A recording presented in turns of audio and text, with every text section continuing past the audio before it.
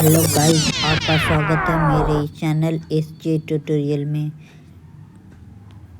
आज हम 10 मिनट्स और शो में एक चैप्टर स्टार्ट करने वाले हैं जिसका नाम सर्किल है। सर्किल बहुत सारे स्टूडेंट को बहुत टफ लगता है। ये टफ नहीं, बहुत इजी है। आज के क्लास में हम लोग कंप्लीट सर्किल एक ही वीडियो में समझेंगे। सर्किल क्या होता है और कुछ इजी ट्रिक जानेंगे इसको करने के लिए। ये बस एग्ज़ाम के पर्पस से है, आपके रिवीजन के लिए। चलिए स्टार्ट करते हैं। सर्किल सर्किल क्या होता है? A circle is the collection of all point in a plane where at a fixed distance from a fix point. सारे पॉइंट मतलब एक फिक्स पॉइंट से सारे पॉइंट को जोड़ देते हैं तो एक सर्किल बन जाता है। अगर फिक्स पॉइंट की बात करी जाए तो उसको बोलते हैं हम लोग सेंटर, और अगर फिक्स डिस्टेंस की बात किया जाए तो उसको बोलते हैं radius.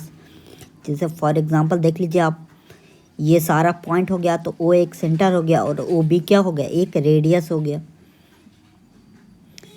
Parts of circle, circle में क्या क्या चीज़ होते हैं उसको हम लोग पढ़ते हैं। पहला इसमें सेंटर होता है, ठीक है। Middle point of the circle, circle का जो मिडिल बीच का पॉइंट है उसको सेंटर बोलते हैं।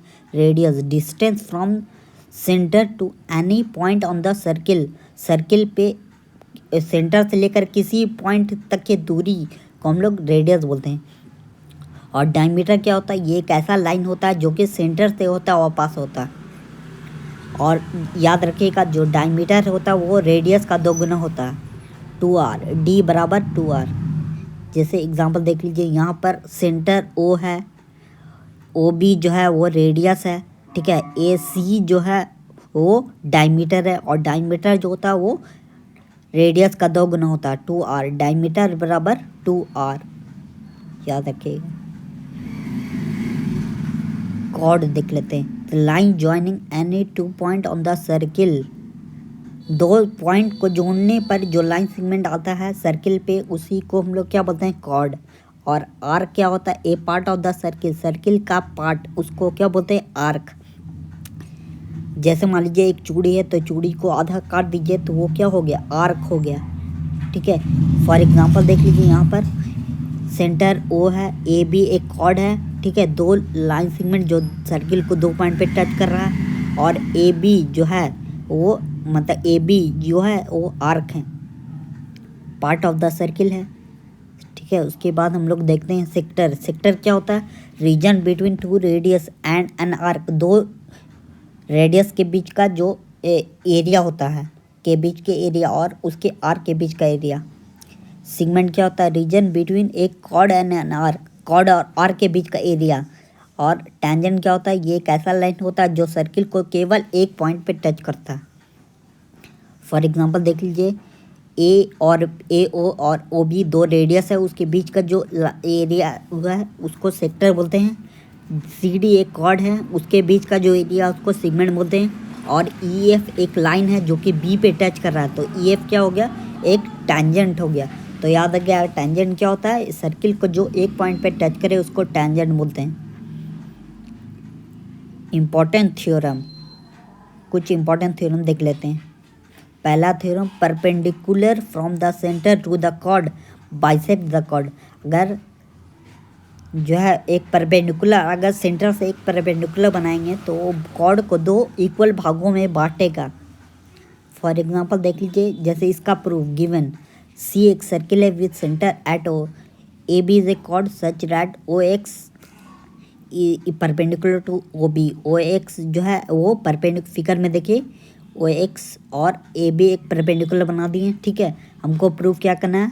OX बाइसेक्ट करता मतलब AX और XB बराबर होगा।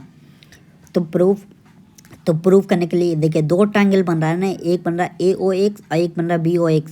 ये दोनों को कॉन्ग्रुएंट कर दीजिए। तो पहला एंगल, 2 एंगल 90 है, ठीक है। और दूसरा OX कॉमन है, और तीसरा OA और OB इक्वल होगा क्योंकि रेडियस है। तो RHS से ये कॉन्ग्रुएंट हो जाएगा, तो कॉन्ग्रुएंट हो जाएगा तो AX और XB बराबर हो जाएगा सिंपलिसिटी से। देखिए दूसरा theorem, equal chord of a circle are equidistance from the centre. इसका अगर प्रूफ चाहिए आपको तो आप कमेंट बॉक्स में कमेंट कीजिएगा। तीसरा देख लीजिए, chord equidistance from the centre are equal.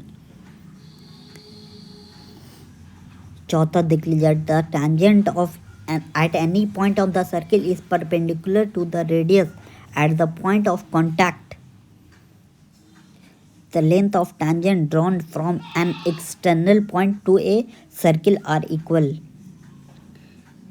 कुछ इंपॉर्टेंट फार्मूला होता है, फार्मूला देख लीजिए। पहला डायमीटर बता चुके हैं, 2r होता है circumference of the circle, 2πr, और area of the circle pi r square, जहाँ पर पाई का मान 22/7 लेना है।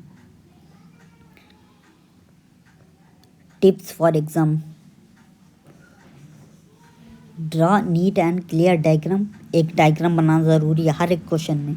Right theorem statement clearly, theorem का जो स्टेटमेंट है उसको एकदम क्लियरली लिखना है। So all step in numerical problem, सारे स्टेप को क्लियर लिखना है, काहे कि स्टेप मार्किंग रहता है आप लोग का। Use correct symbol and label, correct symbol का इस्तेमाल करना है। Thank you for watching. अगर आपको वीडियो पसंद आया है तो वीडियो को लाइक कीजिए और सब्सक्राइब कीजिए। और वीडियो के लिए ऐसे नोट्स कहाँ मिलेगा, डिस्क्रिप्शन में मिलेगा। उसके साथ साथ आपको एक सरप्राइज भी मिलेगा, टिप्स फॉर एग्जामिनेशन। एग्जामिनेशन में किस चीज़ का ध्यान रखना है आपको। मिलते हैं आपको अगले क्लास में। जय हिंद।